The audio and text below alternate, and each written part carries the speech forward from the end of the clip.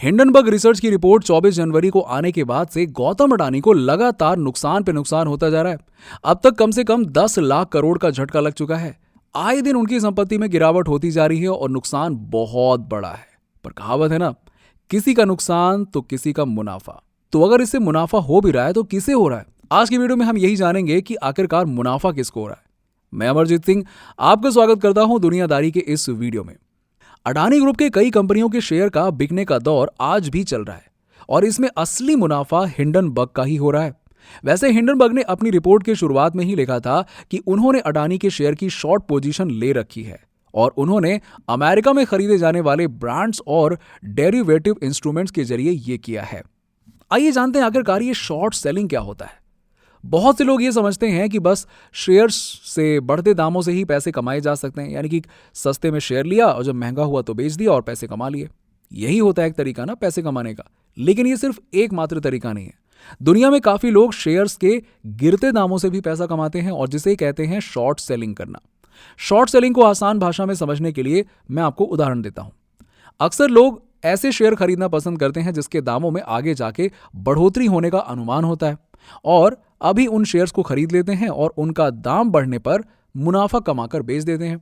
Short selling में ठीक इसका उल्टा होता है।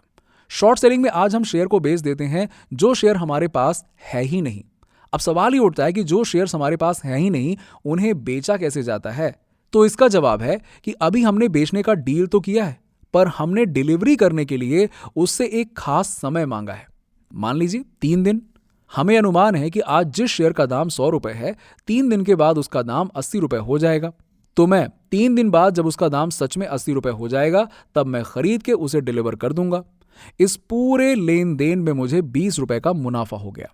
पर सवाल ही उठता है कि अगर यह दाम 100 रुपए से कम ना होके 3 दिन बाद 110 रुपए हो गया और हमारा अनुमान गलत साबित हुआ तो क्या होगा? तो ऐसे में मुझे 3 दिन बाद 110 रुपए में शेयर्स खरीद के देना पड़ेगा, जिसमें हमें 10 रुपए का नुकसान होगा।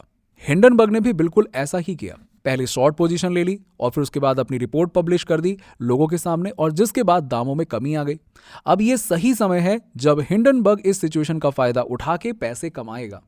वैसे ये रिपोर्ट ऐसे ही नहीं निकाली जाती है। इसमें काफी समय देकर कंपनी के फ्रॉड और लेन देन की कमियों का उजागर करने के लिए अच्छी खासी रिसर्च करके रिपोर्ट तैयार की जाती है। हिंडनबर्ग की माने तो उन्होंने 2 साल का वक्त लगाकर इस रिपोर्ट को तैयार किया है। और एक रिपोर्ट की माने तो अमेरिका के काफी सारे शॉर्ट सेलर्स ये समझने की कोशिश कर रहे हैं कि हिंडनबर्ग ने ऐसा कैसे किया और सौदा किस तरीके का है, क्योंकि उनके हिसाब से भारत की किसी भी कंपनी पर मंदी का दौर करना काफी मुश्किल है, जिसकी वजह से भारत में सेबी द्वारा शॉर्ट सेलिंग पर कई सारे नियम बनाए गए हैं और इस नियम के अनुसार विदेशी कंपनियों को अपने ऐसे सौदे की पूरी जानकारी देनी होती है, जो हिंडनबर्ग जैसी संस्थान के लिए मुश्किल है और इसलिए अमेरिका में भी ये एक पहेली है। अमेरिका में अगर अडानी ग्रुप यह साबित कर देती है कि हिंडनबर्ग द्वारा दी गई जानकारी गलत है और लोगों को गुमराह किया गया है, तो अमेरिकी कानून के हिसाब से ये एक दंडनीय अपराध है।